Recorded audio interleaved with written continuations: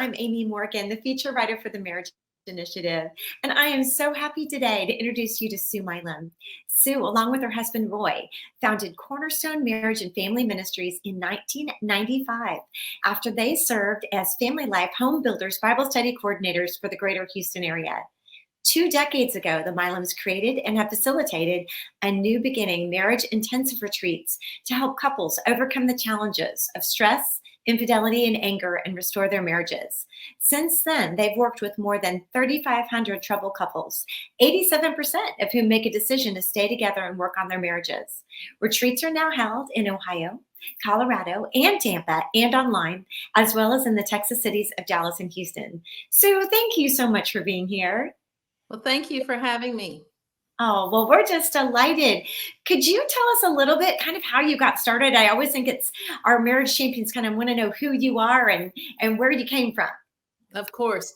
Well, Roy and I met in 1985, and he had been divorced about a year previous to us meeting, and I had been in a failed relationship.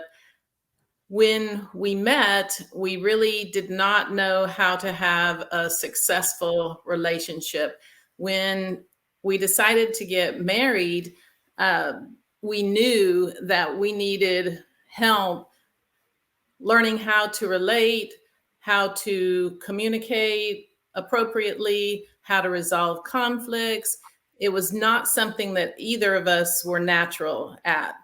So we made a commitment before we got married that we would do something on an ongoing basis to learn how to have a healthy relationship. And so you could say that we fell into marriage ministry purely by accident, just working on our own marriage. Well, that probably sounds very similar to the path of several of our marriage champions watching today who find themselves now as champions, exactly where you and Roy were as champions. So what did you do? You made a commitment and you began. What did you begin to do? So we knew that we needed God in our marriage. We knew that it couldn't just be Roy and Sue, that it needed to be a triangle with God at the top. And so we brought God into our relationship, started praying, having devotion. We joined a newlywed Sunday school class where every week they would talk about different subjects, whether it was expressing your feelings, meeting your mate's needs. And that was really helpful. We were in that newlywed Sunday school class for 3 years until they finally said, "You're no longer newlyweds. You need to move on." We read books. We read all the books that we could get our hands on. Literally, we knew that we needed help. So we read books. We went to pre-marriage counseling. We went to 3 different pre-marriage counseling programs, actually, before we got married. And one of the things we did early in our marriage was we went to Weekend to Remember with Family Life. We were very impressed. God's plan for marriage, A to Z. We saw their plan and we were like, oh, we have a lot of work to do. And so we got involved with the follow-up program, which was the Home Builders Couples Bible Study. Yes. And you led that not just in your own church, but you eventually were coordinating the entire greater Houston area. We're familiar here where we are in San Antonio. I have a son who drives all over Houston. It's a very big city. Yes. We coordinated leader couples all over Houston to start these Home Builders Couples Bible studies in their home, in their community, or in their church. We had an ambassador team actually of 11 couples assisting us. We were passionate about the Home Builders Couples Bible Study. And so passionate that then you and Roy he went back to school, right, to get his master's. You guys really decided this was going to be the direction that you were going to go. Yes, he went back to school and got his master's in counseling.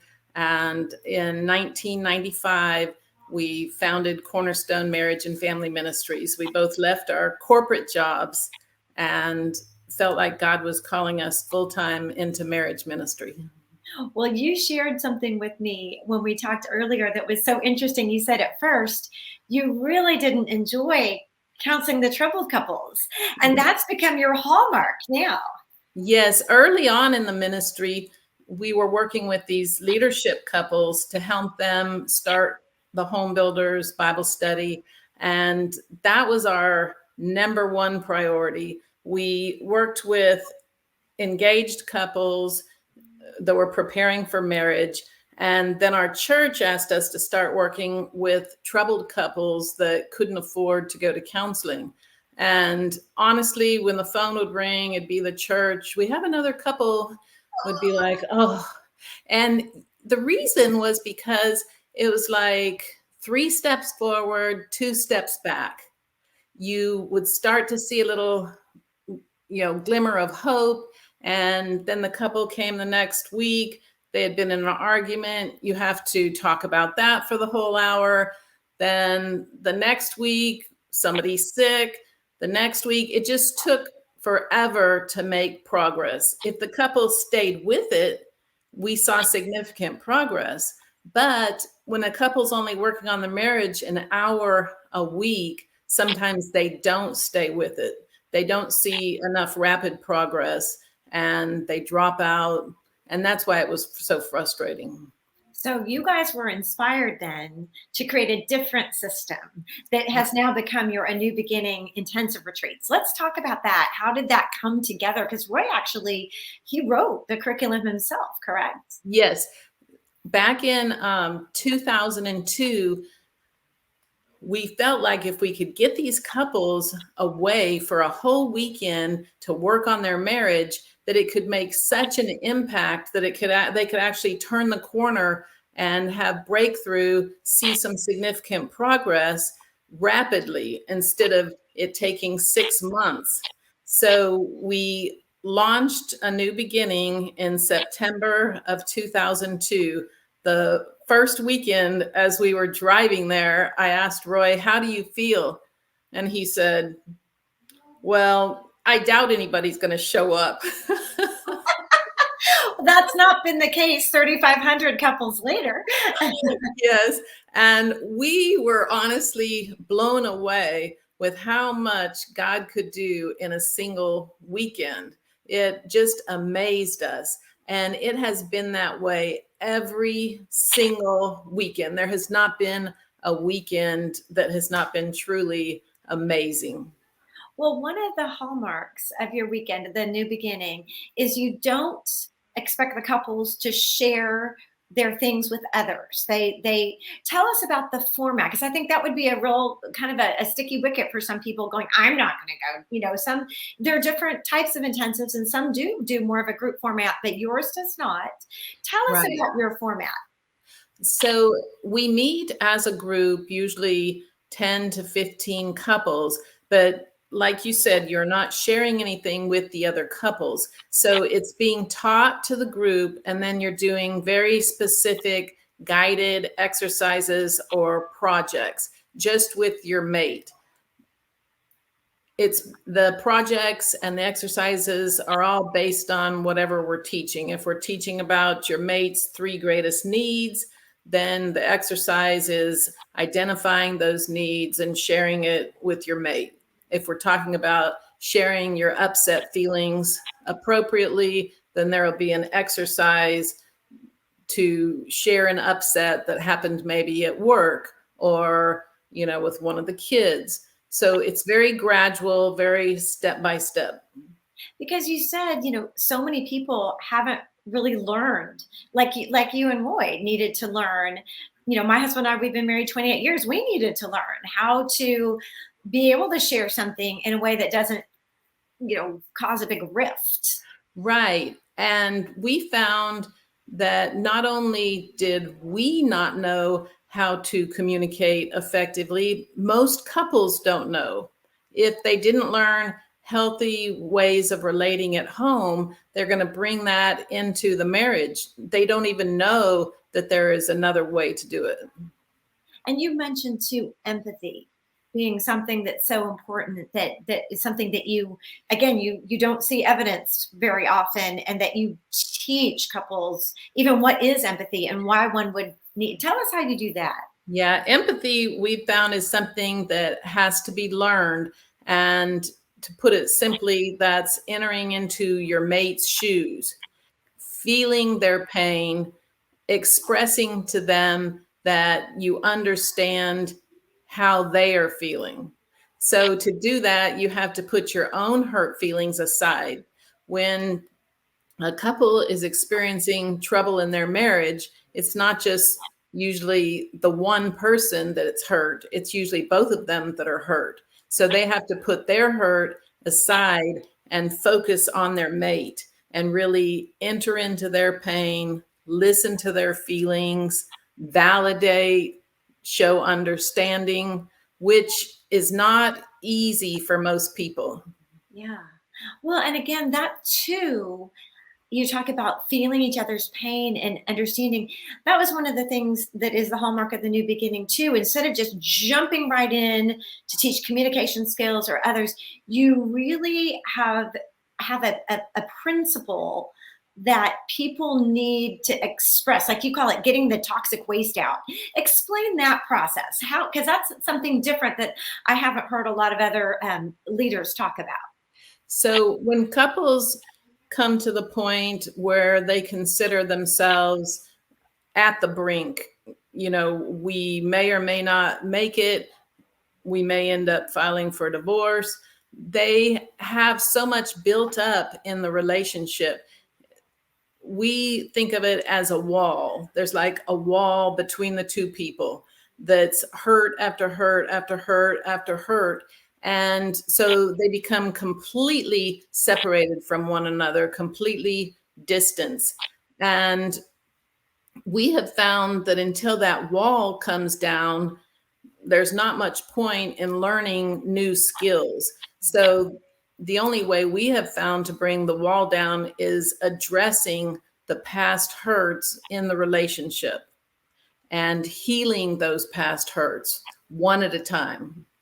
It's a painful process, but the couples, they can actually feel their walls coming down. They can feel themselves reconnecting. We call it heart-to-heart communication, where they're just connecting emotionally, listening to one another's pain, one another's hurts, validating, showing understanding, empathizing, and those walls are just crumbling. And you said it's like a very physical, tangible, like for an outsider, when you and Roy are facilitating, you can see the difference in the demeanor. Can you give us an example? I think our marriage champions would find that instructive. Yes. Well, couples come in, they're angry, they feel like there's no hope. And that's written all over their faces, the hopelessness, the desperation, the feeling like nothing is going to matter. And so they sit there Friday night with their arms crossed, scowl on their face, very far apart from their mate.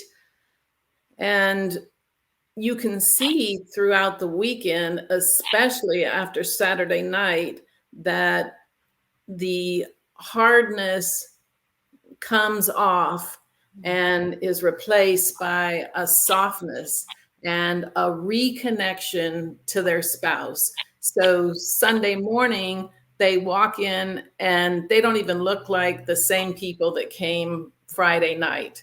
They have smiles on their face, they're holding hands, they feel completely different. And when you talk to them, they say, God broke through, it was amazing. And it's nothing that's really rocket science. It's fairly simple. It's just that couples don't know where to start. I can see the joy on your face as you're recalling, times of those couples and seeing their faces flash before your eyes. You Yeah. mentioned Saturday night. Let's talk about what happened Saturday night, because that's the big breakthrough night. How does that happen? Tell what they do and how you help them. So Saturday night, they're doing a major restoration project. And that's taking everything that they've learned, sharing their feelings, empathizing with their spouse, the steps of forgiveness. So they have a major project where they're addressing the hurts that have occurred. And they take those hurts one at a time. They express their hurt. Their partner listens and goes step at a time through each hurt. They actually have a list of the hurts, right? They actually have a list written out. Yes. Ways I have hurt my marriage, and then the ways I have been hurt. So first we have to recognize that it's not just us who have been hurt. We have also done things that hurt the other person. So we refer to that as the confession list. And that really is helpful to look at the ways that I have contributed to the hurts in the marriage, to the way I have hurt my spouse. So we do that first, and then we make a list of the ways we have been hurt. Yeah. And a non-blaming, owning our feelings, sticking to when this happened. We call it facts and feelings. When this happened, I felt. Well, and that's one of the things that you help them with, right? Because when I asked you, how does that go? You have counselors and coaches there to meet with them personally and individually to kind of help them over that. Talk about that, because that's a hallmark of your program as well. Yes. So Saturday evening, the restoration project, you can imagine, is very difficult. And so we do have coaches and counselors available. They spend about 75 minutes with the couple going through the hurts, helping them to empathize, helping them to follow the steps. Because making sure things don't derail. Exactly. Because when you start addressing the way your mate was hurt, it's automatically going to trigger, oh, yeah, I did that because you, and you can get, off track when you start remembering the ways you were hurt instead of sticking to the way your mate was hurt. Yeah, so that they can help. And then Sunday, like you said, they go through that project. They're on the same page. You help them move forward then on Sunday, and you create a plan. Let's talk about that. Yes, so we look at a plan. First, you identify what are my issues that I need to work on in the relationship. Maybe my issue is anger. Maybe my issue is control. Or maybe I have an alcohol problem that's creating problems in my marriage. Whatever it is, first you identify your issues in the marriage, those things that you need to work on, and a plan for moving forward with your issue. Maybe you need counseling. Maybe you need to join a anger management class. Maybe you need to work on control issues. Maybe you need an accountability partner or need to go to 12 steps. And so we write a very specific plan of what do I need to do to work on myself. I bet that's very helpful, because again, they've moved forward, but then there's hope and promise of ways to continue to move forward. Yes, because, repentance is a big part of forgiveness, and repentance means I turn and go the other direction. So I can repent and ask forgiveness for my anger issues, but what am I going to do to change that? Well, and another thing you do on Sunday is you point them to the Lord, correct? Yes, that's a big part of our weekend, is connecting with God. We start Friday night, Saturday morning, and Sunday with worship. And the reason we start with worship is to turn our focus towards the Lord. And one of the things that we talk about Sunday is connecting spiritually with God, connecting myself, and then the two of us connecting together.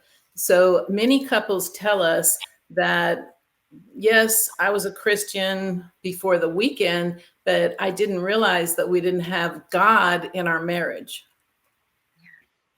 And you give them ideas of how to do that, devotions or a Bible study like, the home builders couple study, or even just going to church together. Yes, we role model doing a devotion together because, as crazy as that might sound, if you've never done it, you don't really know what to do. So the leader couple sits there and models that. They do a devotion together. They pray for one another so that we're not just saying, go do this. We're showing, how do you do that? I bet that really kind of lowers the threshold of anxiety and helps couples go, "Oh, okay. Well, that sounded so scary, but I can do this." Right. And if you've never done it, it sounds scary, feels scary, but if you see it demonstrated, it's not such a big roadblock. You shared a really sweet success story. Do you think that you could share that with our marriage champions without any any ways to betray confidentiality? Sure. I shared about a couple. They had been married for, I don't remember exactly how many years, but it was right around 30 years. And he was a police chief in a small town. And for years, she had felt neglected and unimportant, unloved. They rarely did anything as a couple. Everything centered around his work. And they had 3 children. After 30 years, she said, I'm done. And they came to the weekend because she wanted to be able to tell her children, hey, we've tried everything. It didn't work. But when it came time to doing the forgiveness exercise on Saturday night, she came to Roy and I and said, there's no point in this. I'm getting a divorce. And we said, well, could we meet with the two of you? And we got in the room together and he read her list of hurts and he got down on his knees and just started sobbing, said, yes, I have hurt you in all of these ways, and just cried for literally 30 minutes. And the next day, she said, I don't really know what's going to happen, but I have decided I want to give him another chance. And we stayed in touch with that couple for years. She said when she left the weekend, she did not leave with the same man that she came with. And that's just such a great story. I love those good stories of hope that just inspire us all. And when you mentioned you and your wife followed up with them, it used to, when you were first beginning, you could follow up and do aftercare with couples individually. But then now you've grown too large. You're in several places in Texas, you're in other places across the country. So now, how do you provide that next step? You have a program, right, called the Marriage Toolkit? Yes. And that's 4 sessions that the couple downloads, listens to, and they have worksheets. They do a project together. So it helps them to keep focusing on their marriage. Like they had the project and the plan when they leave, and Yes. now here then is subsequent help to keep them moving together. Why do you think that's so important? I think it's important that they leave and remember we have to be intentional. We have to make this a priority. It's not going to just happen by itself. Yeah. And then it helps them practice, right? Some of the skills that they learned. Exactly. Yes, it helps them practice, practice listening, practice focusing on what your mate is saying. Yes. And as you've tracked, 87% of people that come to a new beginning are ready to give it another shot. Yes, which is truly amazing because these are couples. Some are separated, some have already filed for divorce. Many are living like roommates. Others, there's just a lot of anger in the relationship. And so many of the couples do feel hopeless and do feel like this isn't going to work. And then by the time they complete the weekend, they reconnect emotionally, which is so crucial. and they feel like there really is hope for us. Oh, that is just so inspirational. And then, too, on the website that we will have links for our marriage champions, Roy has written a bunch of different articles too. And you said one of the most popular one was what to do with when a wife leaves. And I have that vision of the gentleman that you just were talking about. 30 years, his wife is finally she was emotionally already gone, but in Right. the article, it talks about, sometimes she's actually really gone physically and, Yes. the house is empty. And it seems to be that was common enough, people calling Roy, that he felt compelled to write this article to try to give the man some advice about how to win your wife back. Yes. Yeah, that's been very popular because we have found that a lot of wives, they, year after year after year, it builds up until they get to the point where they either come to the husband and say, I'm done, I want a divorce, or some actually physically walk out of the relationship. And the husband, a lot of times, is caught off guard. He hasn't been listening. Maybe he hasn't been paying attention. And, but this is not what he wants. And it can also work, on the other hand, it can also be the husband that gets to the point to where, hey, I've had enough. I can't do this anymore. But the number one thing that Roy notes in that article is to understand that if the other person, the other spouse, is in an extreme amount of emotional pain, to have worked up the energy and the courage to decide to leave, Yeah. to say they're leaving and or to take their stuff, and the kids. They are in such emotional pain. And then to realize that, and it kind of goes back to what you do in the restoration project, is to take ownership of the hurts, list the hurts, see where you have caused the hurts, accept responsibility. And that's kind of where he says to start in the article. Yes. Yeah. Yeah. So I thought that was really, Instead of, the tendency is to be defensive. Well, I wasn't that bad, to defend ourselves. Well, he did a lot of things also, instead of acknowledging our part. yeah. And another one of the things he said is don't talk about change, demonstrate it. And again, I think that goes back to your Sunday thing is what's your plan? Right. Repenting being turning. Yes. Yes. How are you going to do that? Yeah. And then demonstrate it, because the spouse that may need to demonstrate that and to show that there's a different attitude, a different mindset. For sure. Yes. We need to see it, not just hear it. Yes. And then I loved his last step, which says at the right time, explore and share the possibility of getting professional help. And you offer, the article concludes with a 30-minute phone consultation to kind of explain a new beginning and kind of make the entry palatable and interesting enough and enticing enough that the spouses might come to a new beginning. But I thought that was a very generous offer, a 30-minute free consultation to kind of introduce it to them. Right. Because a lot of people think, well, one weekend, how can that make a difference? So it helps if they can hear testimonies, listen to someone explain it, and get a vision of what might happen. Yeah. And that might just be what it takes to tip the scales. And then you'd have, well, it was already more than 3,500 couples, but 3,500 and counting couples Yes. that would continue to come and have that new hope and restoration. Yes. Oh, well, Sue, this has been just delightful. Thank you so much for being with us. You have been such a beacon of light. And thank you. I wish Roy could have been with me. He's having health challenges. So I appreciate your having us. Well, I'm glad to get to talk to you. And of course, we wish Roy well. And we'll keep him in our prayers that he would just be healed and be, you guys would be moving forward together. So Thank you. Oh, and Marriage Champions, as always, if you'd like to find out more about the Milams and their work, you can find us at marriageinitiative.org.